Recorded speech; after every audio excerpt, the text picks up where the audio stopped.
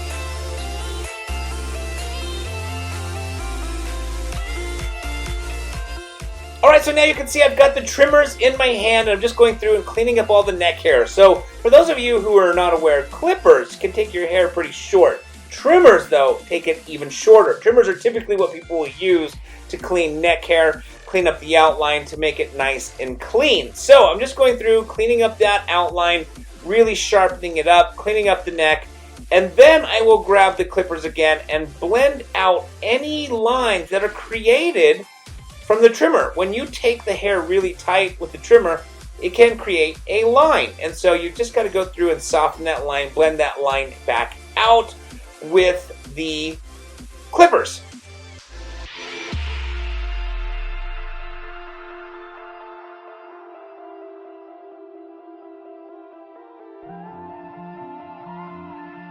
Alright, so now you can see I've got the clippers back in my hand, but I don't have any guards, and that's where I was talking about earlier, where I'm just blending out any hard lines that the trimmers may have caused. So I've got the clippers in my hand and just going through and softening up that outline even more, blending out any lines that the trimmers may have caused.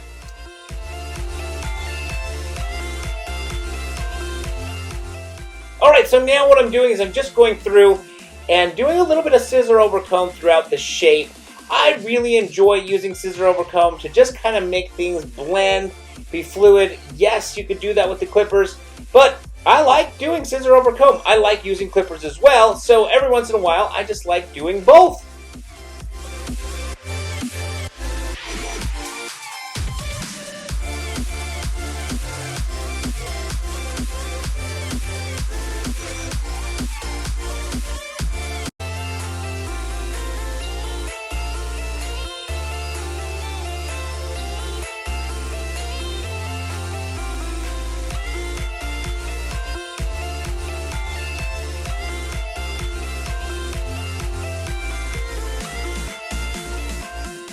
Alright, so now I am implementing the twist technique. You can see up top, I'm just taking the hair, twisting it, and then taking my scissors, and I'm not closing the blade all the way. I'm just kind of cutting throughout that section.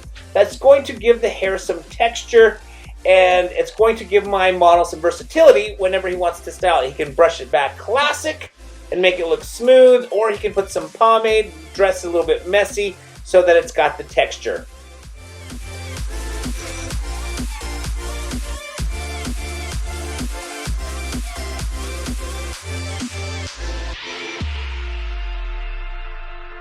Alright, so we've come to the end of this haircut. I hope you guys enjoyed this video. If you did, please give it a thumbs up.